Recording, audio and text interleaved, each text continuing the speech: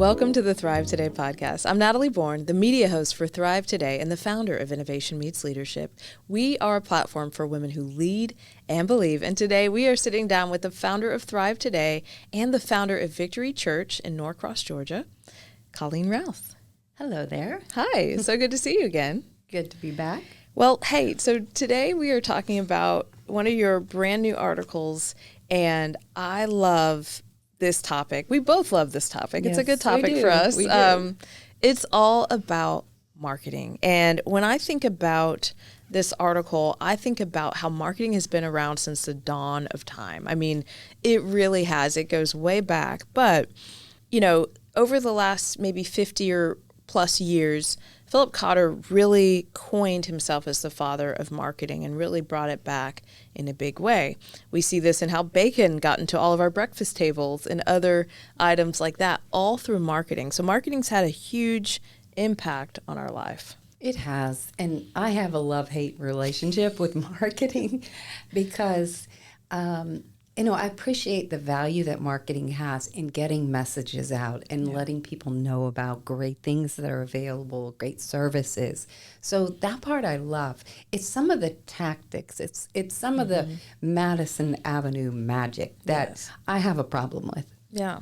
Well, it's a really, again, I love the fact that you asked this question in your article, and it gives us this jumping off point to really ask our own selves a hard question.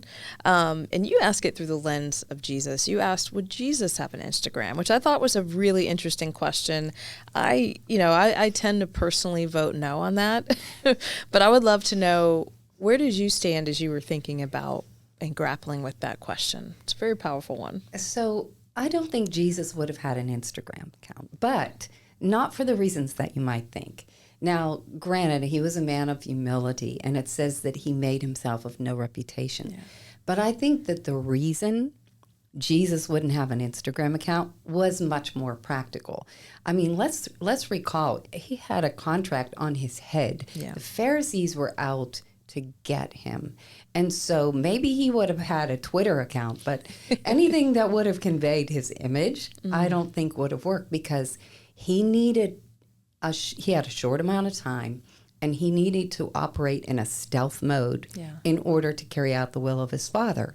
So I think that we can learn from his humility, and that doesn't mean we can't have an Instagram account, but we can adopt the persona of who he was, and that's the image that we would portray on our social media accounts. Well, I love that you said that, because I even think about the difference between when he was with Jews and when he was with Gentiles. So oftentimes when he was with Gentiles, he would allow them to spread the word, but not with Jews because of the price on his head. And exactly. So I love even thinking through this question. At first I was like, that's a different question to ask. But I like it because it really forces you to think through not only his image, but then you start to think about your own image and what am I portraying out there about myself? Exactly. I mean, what are the tactics I'm using? I mean, I understand that this platform can be used for good. So I appreciate that opportunity. But then am I going to adopt the tactics of what I see other people doing? Or am I going to use my platform in such a way that I operate as an ambassador for the kingdom? Wow. Well, when I think about marketing and I think about that word, and then I think about the different platforms that we all have access to, I do believe that as believers, we have some onus in this whole thing to think about how we're portrayed on social, to think about how we're portrayed in our personal life, and even ask ourselves, do those things match? Exactly. I think that you have to really be true to yourself. I mean, let's talk about the Wizard of Oz. The Wizard of Oz portrayed himself as this almighty, powerful being, right? And people were afraid of him. And we just needed Toto to help us figure out who he really was. So if we are out there portraying ourselves as the great and mighty Oz with all of our filters and all of our claims, then who's going to help authenticate our claims. I think it's really important that we establish that. And so, there's a proverb that says, let another man's lips praise you and not your own. So how does that play into what we're talking about? Well, when I started ThriveToday, the concept, the whole premise, what was the impetus of this? Because here I am positioning myself as a leader who can help other leaders. So who do I think I am? And so I needed to understand that the way that I saw myself, the way that I saw the value that I had to give was what other people were also going to say about me. Yeah. And so I sent out to about a dozen women and asked them, describe me in 3 words, and some other questions about what they saw as my giftings.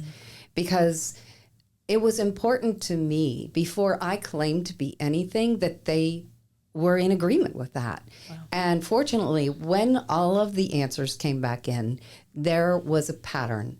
And so what I thought about myself, they were saying, without me baiting them at all. So I had to be true to myself.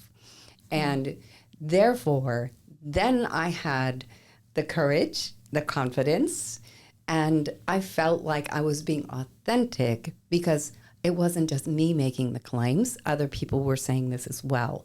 So that is what you call value. Yeah. Well, and it's interesting to hear you say that, because I've always heard it said that your customers will actually tell you who you truly are. And Jeff Bezos would say it this way: your brand is what people say about you when you're not in the room. Thanks. And so you were basically doing a branding exercise. You were saying, what is my brand? What am I known for? And then that's what I'm going to be able to provide back to people, is the thing that I'm known for. Not trying to be something I'm not trying to puff myself up, but who am I? And then let me provide that back, because, and I really believe when we can operate from a place of our strengths, we're able to then provide those strengths to other people versus us trying to go off and run off and do something that's in our weaknesses, right? Where we still need to grow or get better. Maybe we don't even need to focus on it. So I love that, because I think that's a tip for a lot of entrepreneurs as well, is that find out what your strengths are, find out where you naturally operate. And oftentimes the thing that you do, most people think it comes so naturally to you, that you probably do too, that you don't even realize you do it, and you don't realize it's a strength. Exactly. And that's a really important point to highlight. So that was also helpful for me to understand, to hear that reflect back to me, like, really, there's value in this? Because we all have to create the value proposition, right? We all have to put that statement out there. But how do you create it? You don't create it from nothingness. You don't create it just because there's a vacuum in the marketplace on this service or this product. You have to create it from the uniqueness that is you, the brand that is you. And then you can be true to that. And that's what makes it easy, in a sense, because there's not dissonance that you're trying to be something you're not. There's a sense of ease about, this is who I am. I'm confident about it. I see the value. This is my lane. And then I can run in that lane once I've established the understanding of who I am to other people and the value that I have to bring. Yeah. And it has a lot to do with not just hearing what other people say to you about what you can bring. Yeah, that's really good. Well, what I wonder is, how do we then show up authentically online? Like, if we think about, would Jesus have even had an Instagram? And then we go to maybe looking at our own Instagram and scrutinizing some of the messages that we ourselves have put out there. How do we make sure that we're showing up authentic to who we are and not overdoing it, right? Yeah, and I think this goes to motive. And I don't spend a lot of time on Instagram or on any platform, because it is so easy to get sucked into this, that, you have to start producing content. And then you're being driven by the machine. That's right. And so I think there's things that we should avoid. But creating the content just out of overflow. So I have times of day where I feel like I'm more productive. In fact, we all have a kind of a circadian rhythm about when is our productive time to write or create. Yes. And when you understand that, You just create the content. When is your time? So it's in the morning, Mine too. about 10 o'clock. Yeah. Now, first thing, obviously, I'm spending time with the Lord. I'm spending time in the Word, and then I have to clean. I have to clean something.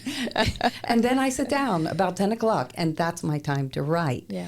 And so I have created folders of content. So I'm not just answering to this thing, this monster that is now social media, because I have to compete. Insatiable monster. Exactly.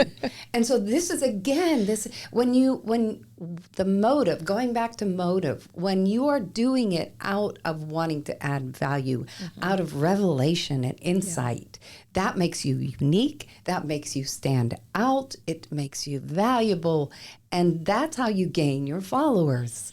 And I know this topic is not about AI, but in a world of AI posts, one thing I know about you is I don't ever feel like you've AI'd anything that you've written. And so often I think that it can take away our authenticity. When someone reads something, it's like, that was AI.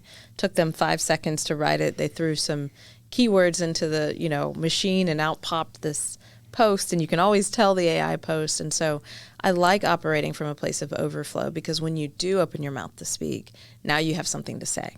And Absolutely. It's not empty. Not artificial. That's right. It's not artificial intelligence, which it does have its places. But I really love this idea of operating on social media out of a place of overflow, not out of a place of feeling like you just have to constantly feed the monster, because it will never be enough. No, exactly. It is insatiable. Yeah. So I want to go back and kind of talk a little bit about authenticating your claims, right? So maybe through social media, you may post some things. How do you go about authenticating what you're saying?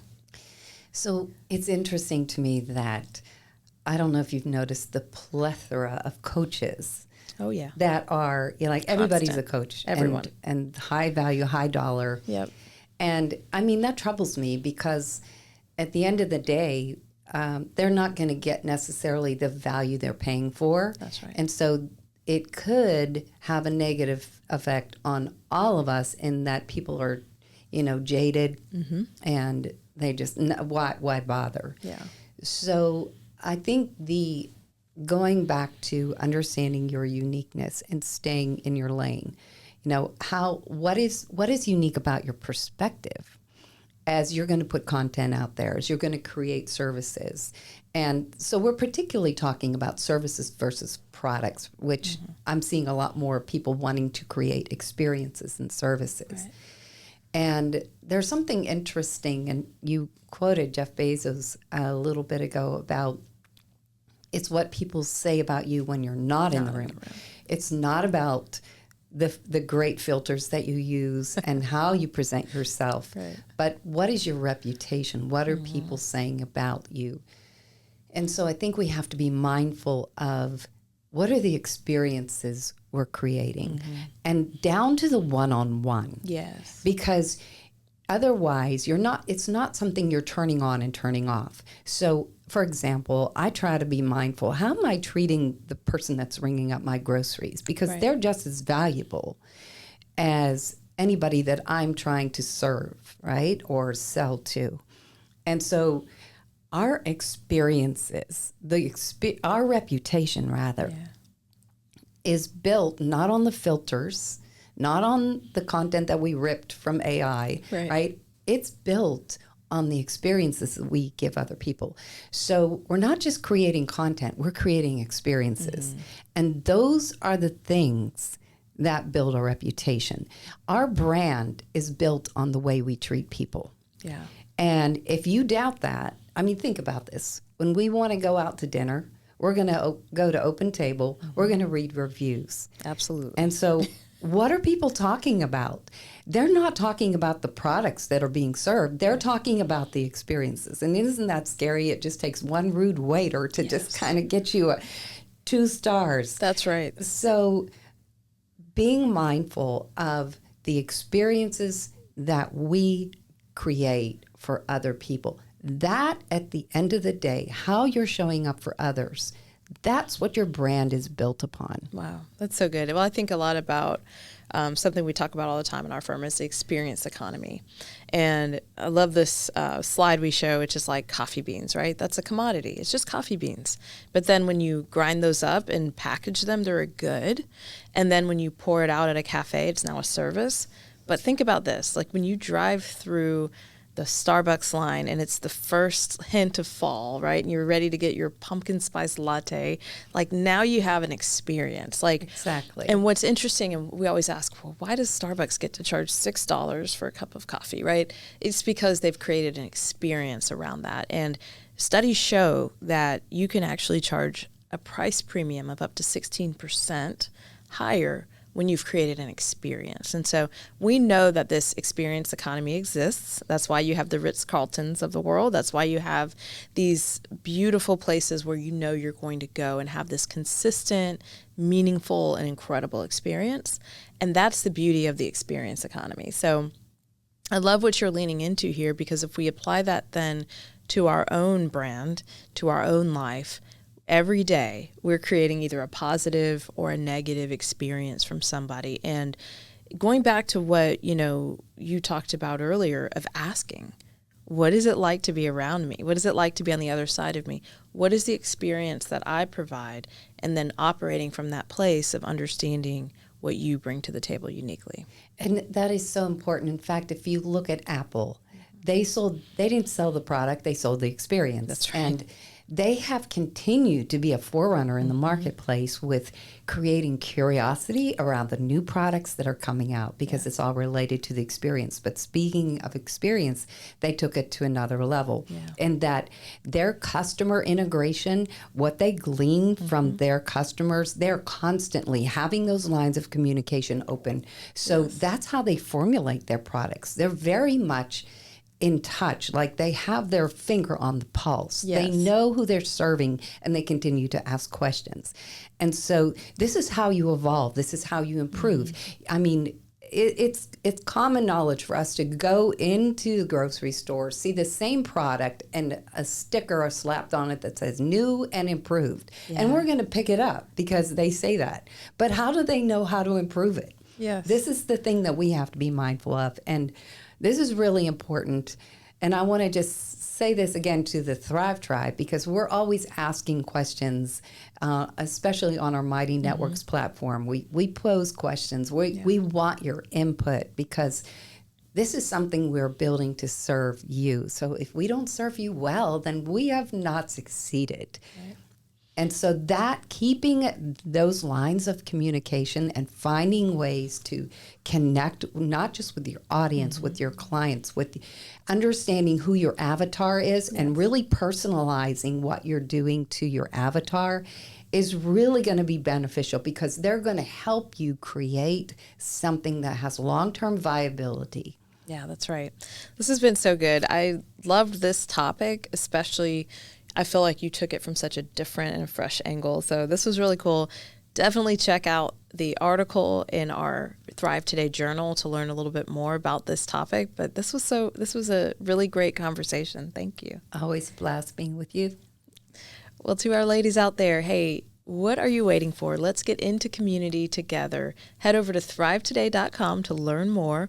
And look, we cannot wait to connect with you on all of our different platforms. Be sure to share this episode, subscribe, like, check us out. That's right, on Instagram.